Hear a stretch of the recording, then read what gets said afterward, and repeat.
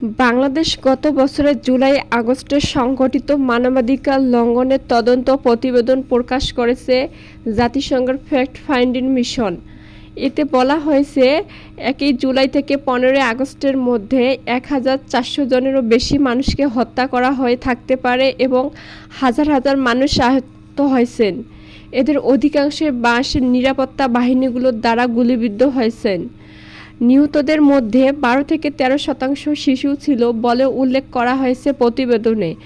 Bangladesh police জানিয়েছে যে তাদের 44 জন কর্মকর্তা নিহত হয়েছেন।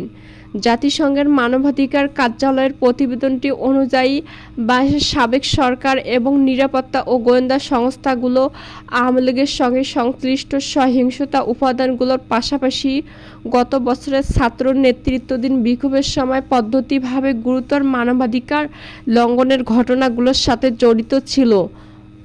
ঊর্ধ্বতন কর্মকর্তাদের সাক্ষ্য এবং অন্যান্য প্রমাণের ভিত্তিতে প্রতিবেদনে একটি সরকারি নীতি উঠে এসেছে যা সরকার বিরোধী বিক্ষোভকারীদের এবং সমর্থকদের আক্রমণ ও সহিংসভাবে দমন করার নির্দেশ দেয়, যা মানবতা বিরোধী অপরাধের মতো উদ্বেগ উত্থাপনকারী এবং জরুরিভাবে আরও ফৌজদারি তদন্তের প্রয়োজনীয়তা নির্দেশ করে।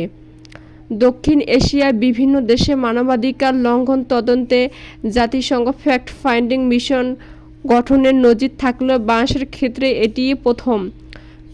বিভিন্ন নির্ভরযোগ্য সূত্র থেকে প্রাপ্ত মৃত্যুর তথ্যের ভিত্তিতে প্রতিবেদনে অনুমান করা হয়েছে যে 1 জুলাই থেকে 15 আগস্টের মধ্যে 1400 জনেরও বেশি মানুষকে হত্যা করা হয়ে থাকতে পারে এবং হাজার হাজার মানুষ আহত হয়েছেন এবং এদের অধিকাংশই বাংলাদেশের নিরাপত্তা বাহিনীগুলোর দ্বারা গুলিবিদ্ধ হয়েছেন।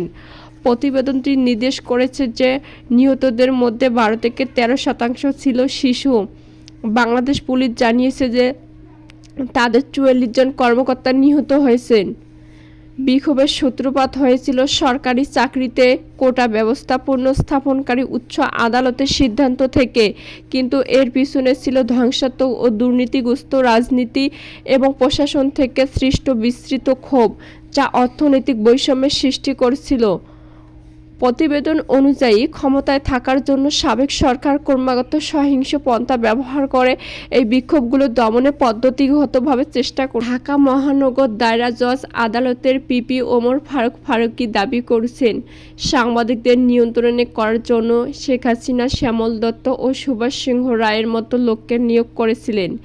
এছাড়া ফুটবল নিয়ন্ত্রণে সালাউদ্দিন এবং ব্যবসা ও ব্যাংক নিয়ন্ত্রণে নজরুল ইসলাম মজুমদারকে নিয়োগ করেন পতিত স্বৈরাচার হাসিনা।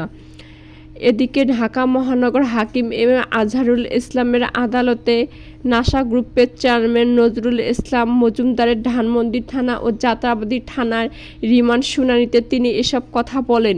পিপি ফারুকী বলেন, ফ্যাসিস্ট হাসিনা সব জায়গায় তার নিজস্ব লোক নিয়োগ করছিলেন, যেমন ফুটবলে নিয়োগ করেছিলেন সালাউদ্দিন এবং সাংবাদিকদের নিয়ন্ত্রণ করার জন্য নিয়োগ করেছিলেন শ্যামল দত্ত ও সুভাষ সিংহ রায়ের মতো লোককে।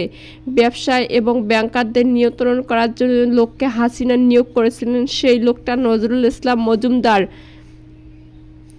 এদিকে তাকে কারাগার থেকে আদালতে হাজির করে 2 মামলায় 10 দিন করে রিমান্ড আবেদন করেন মামলার তদন্ত কর্মকর্তা। রিমান্ডের পক্ষে শুনানি করেন ঢাকা মহানগর দায়রা জজ আদালতের পিপি ওমর ফারুকী। আসামি পক্ষের আইনজীবীরা তার রিমান্ড বাতিল চেয়ে আবেদন করেন। পরে আদালত 5 দিন করে 2 মামলায় 10 দিন রিমান্ডে নিয়ে জিজ্ঞাসাবাদের অনুমতি দেন। রিমান্ড শুনানিতে ওমর ফারুকী বলেন, বৈষম্যবিরোধী আন্দোলন চলাকালে সকল ব্যাংকার এবং ব্যবসায়ীরা একটা মিটিং করেছিল। সেই মিটিংয়ে উনি বক্তব্য রেখেছিলেন। সেই বক্তব্যে বৈষম্যবিরোধী আন্দোলনের বিরোধিতা করেছিলেন এবং শেখ হাসিনাকে বলেছিলেন, আপনি চালিয়ে যান, আমরা আপনার পাশে আছি। তার এই বক্তব্য সকল মিডিয়া ও সোশ্যাল মিডিয়ায় প্রচার হয়েছে। ফারুকী আরও বলেন, ব্যাংক থেকে টাকা পয়সা লুটপাট করে নিয়ে শেখ পরিবারকে সহযোগিতা করার জন্য সব কিছু করেছিলেন তিনি। এই মজুমদার তাদের সাথে বসে আন্দোলনের সাথে ওতপ্রোতভাবে জড়িত ছিলেন। সেই হিসাবে সে এই অপকর্মের সাথে জড়িত। এই আন্দোলনে যারা গুলি চালিয়েছে এবং যাদের নির্দেশ চালানো হয়েছে তা থেকে তারা কোনোভাবে বাঁচতে পারবে না। আসামি পক্ষের আইনজীবীরা শুনানিতে বলেন, তিনি এক্সিম ব্যাংকের চেয়ারম্যান বা সে অনেক বড় শিল্প উদ্যোক্তা, তার অধীনে 5 লক্ষ লোক কাজ করে, সে এখন জেলে, কোম্পানি বন্ধ হয়ে গেলে এসব লোক বেকার হয়ে যাবে।